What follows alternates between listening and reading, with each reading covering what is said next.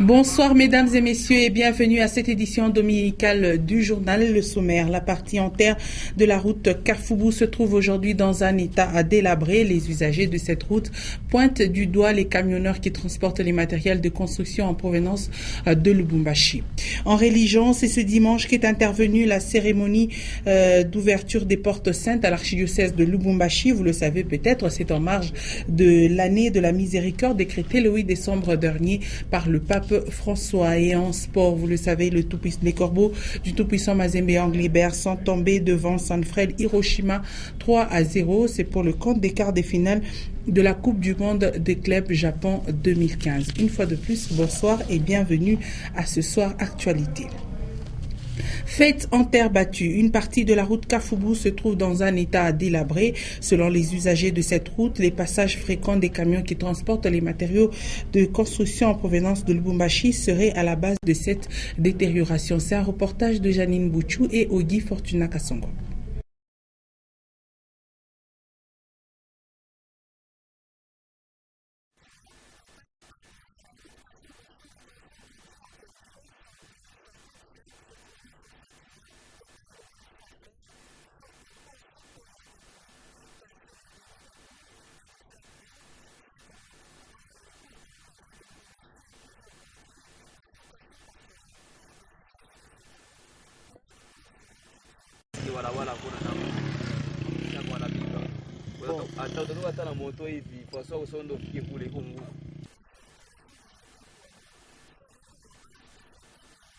Problème ni encadrement tu ya balabala.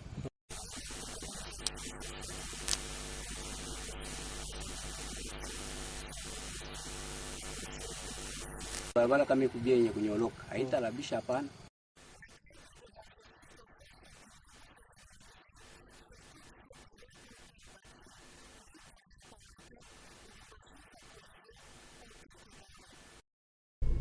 Revenons à Lubumbashi, plus précisément au quartier Kamisepe où deux ponts jetés sur la rivière Lubumbashi sont en très mauvais état et cela fait plusieurs jours que les véhicules ont du mal à y passer. Il faut dire que les habitants de ce coin ont du mal à se rendre facilement au centre-ville de Lubumbashi. Un reportage de Joël Massoudi, Ben Kaembe, Séverin Katomboa. Surtout pour les tout petits,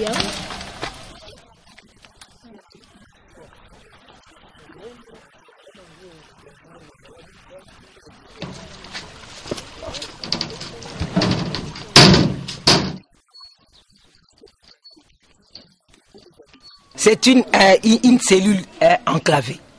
Nous n'avons pas d'issue. Quand il pleut, soit-il qu'il pleut, à moindre goutte, nous pouvons avoir 3 à 4 heures de temps sans traverser. Il y a l'inondation complète.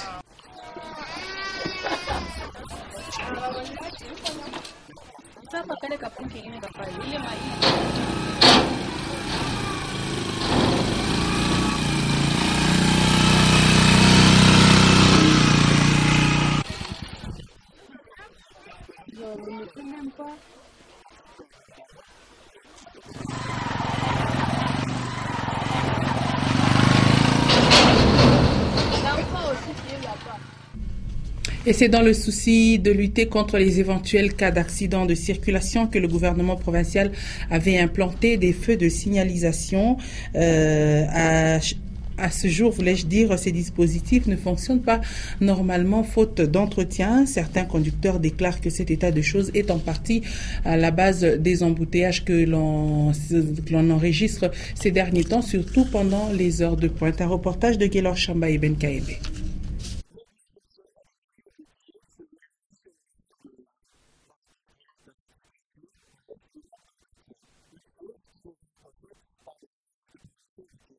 Ces derniers temps, il y a des bouchons exagérés.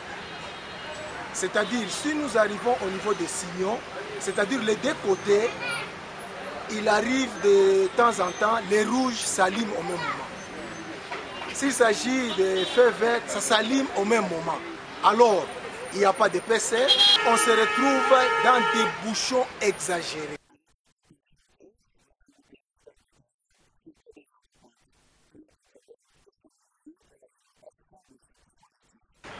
On a placé les signaux, il n'y a pas l'entretien. Les rouges s'allument au même moment, les verts s'allument au même moment. On ne sait pas qui va traverser, on ne sait pas quel véhicule qui est en priorité. C'est vraiment un désordre.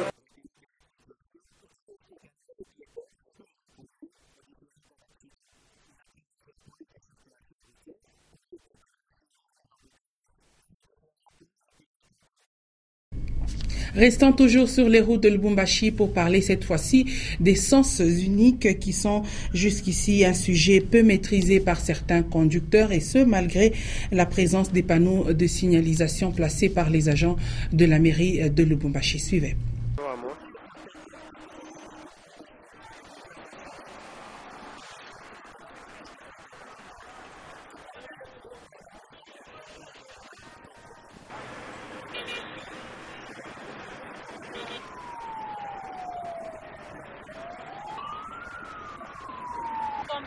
Kuba chauffeur bengine bona brûler ma sens unique hapa. Ku bengine boko ningia na bengine ba contrôler ba contrôler ba shaka sama poko sens unique aba abengia hapa. Boko kuna pita. Kuna baja ba simple arrivé hapa ndio kwanza ku diriger une fâche. Mais depuis ba reka kai ba fa kama ni 2 semaines un mois ba toka hapo banenda sasa ilikuwa ni baja sa PC. Baja pesa hivi sasa wanaanza kuonyesha bantu ndio kunuria, wanaanza kunuria. Na ba mingi banizomelea sasa.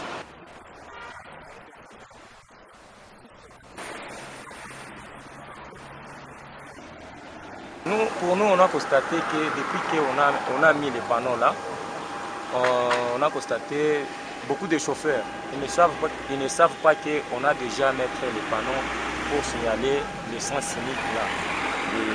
Sur l'avenir, c'est nous. Alors il y a d'autres chauffeurs qui viennent sans regarder les panneaux à droite. Si on a pointé les panneaux là, alors et s'il vient, il entre directement sur l'avenir, c'est nous, sans regarder les panneaux qui est à droite.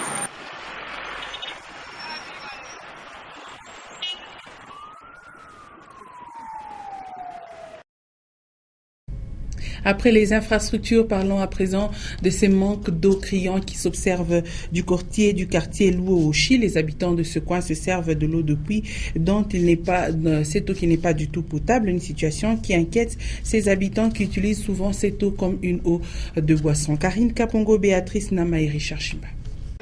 Au quartier Luoshi, sur la route Forest, dans la commune annexe, les habitants utilisent l'eau des puits pour leurs besoins quotidiens. Des puits qui mesurent 16 à 20 mètres de longueur. Quand il pleut, la boue s'infiltre dans les puits et salit l'eau. Malgré cela, les habitants s'en servent comme boisson. Les gens souffrent beaucoup. Il n'y a pas moyen d'avoir l'eau potable. En tout cas, nous avons un sérieux problème d'eau. Que les autorités se souviennent de nous car nous savons que l'eau c'est la vie. Capital de base ya maisha ya muntu. Hapa basha kukaka mpombi mwa bashinoa walega mpombi mwa hapa mu route forest pale karibu na Shindaika. Il y a un robinet du côté Shindaika. Il faut y aller à partir de 3 heures et peut-être pour y quitter 12 heures. Kusema bashoti. Tena unaona mtu 12 heures ndio anaanza kutoka kule alikuwa 3 heures du matin 12 heures ndio anaanza kutoka. Mais pour avoir une eau potable, il faut aller très loin et le bidon coûte 50 francs congolais. Pour avoir cette eau potable, il faut se réveiller très tôt le matin pour espérer avoir une place dans la file. Et le quartier Kimbwambwa devient de plus en plus insalubre.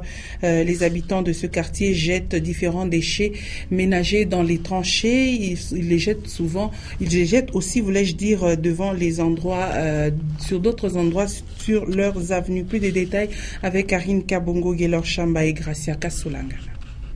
Le quartier Kimbwambwa connaît de sérieux problèmes d'insalubrité, surtout pendant cette période de pluie. Ces difficultés sont dues à l'étroitesse des parcelles et à la promiscuité des maisons. Situation due au manque d'espace pour creuser des trous à immondices. Pour pallier à cela, certains habitants du quartier font appel à des cantonniers, moyennant paiement, pour dégager les ordures ménagères. D'autres familles, par contre, jettent leurs déchets ménagers sur certaines parties et coins d'avenue. On remarque également de petites canalisations devant les parcelles, L'eau des douches et des robinets y coule. Des canalisations qui passent devant des boutiques, alimentation, salons de coiffure et même devant certains vendeurs ambulants qui exercent leurs activités malgré l'insalubrité autour d'eux. Interrogés par rapport à cette insalubrité, les propriétaires de maisons et les responsables de ce commerce disent ne pas avoir le choix et n'ont pas d'autre endroit où aller pour exercer leurs activités. Autre chose à présent, c'est à Kalouboué Lodge que la brasserie Simba a célébré ses 90 ans d'existence à Lubumbashi. Par la même occasion, les agents ayant totalisé 10, 15, 30 et 40 ans de service ont été gratifiés. Ils ont reçu divers cadeaux de la part de la direction générale. Images et commentaires, Edouard Kanko. Pour leur fidélité et loyauté à la brasserie Simba pendant plusieurs décennies, les doyens des travailleurs ont été gratifiés par la direction générale de la brasserie Simba dans une cérémonie de remise des cadeaux organisée à Kalouboué Lodge. Gaëtan Von Bell, directeur général, a retracé l'historique de cette société brassicole qui totalise 90 ans d'existence à Lubumbashi avant d'épingler quelques réalisations au cours de l'année 2015. C'est également pour fêter nos collaborateurs. Une fois de plus, cette année, une quarantaine d'entre nous, dont 26 à Lubumbashi, pourront fièrement arborer leur médaille de 10, 15, 20, 25, 30, 45 ans. Et si ce jour, nous allons vous remettre votre médaille, c'est parce que vous, fidèles collaborateurs, avez su incarner les valeurs essentielles au bon fonctionnement de l'entreprise depuis des années. Votre assiduité, votre abnégation, votre fidélité et votre dévouement à l'entreprise sont une référence pour les jeunes générations qui viennent. Pour Christian Banemba, directeur des ressources humaines, cet acte doit servir de motivation à d'autres travailleurs. Ceux qui ont totalisé 40 ans de service ont reçu 80 tôles, 100 casiers de Simba, 26 chaises en plastique et tables, sûrement pour ouvrir une activité commerciale. C'est de cette façon que la brasserie Simba a célébré la fin de l'année 2015, qui a coïncidé avec ses 90 ans de présence à Lubumbashi. Avant de prendre le sport, parlons de la cérémonie d'ouverture des portes à l'archidiocèse de Lubumbashi. C'est en marge de l'année de la miséricorde décrétée par le pape François depuis le 8 décembre dernier. Plusieurs chrétiens venus des différentes paroisses et chapelles de Lubumbashi ont pris part à cette célébration eucharistique. Plus de détails avec Ben Kayembe et Sylvain Moutambaye. C'est la paroisse Sainte-Marie et Virginie du domaine marial qui a été choisie comme sanctuaire de la miséricorde à Lubumbashi. Présidée par Monseigneur Jean-Pierre Tafunga, cette cérémonie a connu la participation de plusieurs prêtres et fidèles catholiques. Après le rite d'ouverture de la porte sainte, suivi de la bénédiction, l'archevêque de Lubumbashi invitera tous les chrétiens à franchir cette porte. Dans son homélie, ce prélat catholique est revenu sur quelques points soulevés dans la lettre du pape François sur l'année de la miséricorde. Mwangalie ile tunatenda katika maisha yetu, kwenye tunatoka choyo yetu na kuisikia kusaidiana. Kama ndio kweli niko na vikwembe viwili tu. Au niko na pantalon mbili tu, na chemise mbili tu. Kuna mtu eko na mafaya ile ndio iko uchi. Nitafanya resonance, mimi nimpatie hii pantalon yangu sasa. Mimi sitakulaka hii pantalon. Parce que yeye inapasa ya kuona wakati mimi nafula, chini. Mais il n'y a pas de psychiatre malade. Oui, je te m'appelle d'abord un philosophe, mon bon philosophe. Comment on appelle, on passe à toi, on réfléchit. Mais non, on a eu ma femme, nous l'avons dit, c'est à quelqu'un, mais tu as pas la ligne après, il a eu un problème là. Avec cette année de la miséricorde entamée depuis le 8 décembre, toutes les portes saintes de tous les diocèses du monde resteront ouvertes jusqu'au 20 novembre 2016. Par ailleurs, au cours de cette période, plusieurs célébrations eucharistiques et séances de confession seront organisées pour les catholiques.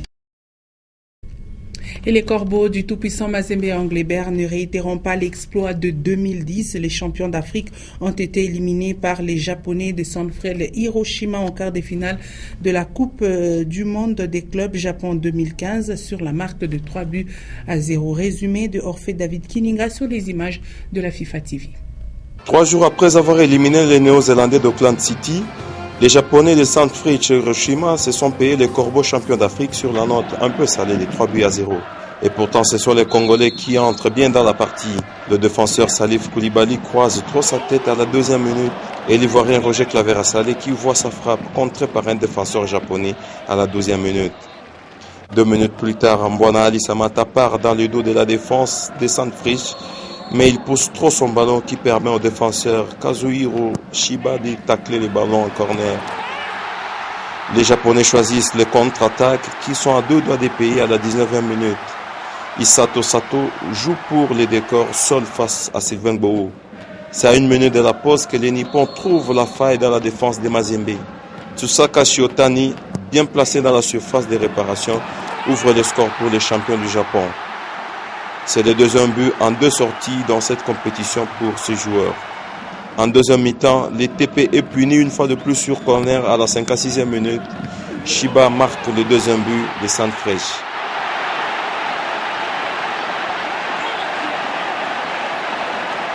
Patrice Carteron fait alors monter Thomas Solimwengu, Renfort Kalaba et Jonathan Bolingi. Les champions d'Afrique poussent et oublient d'assurer derrière.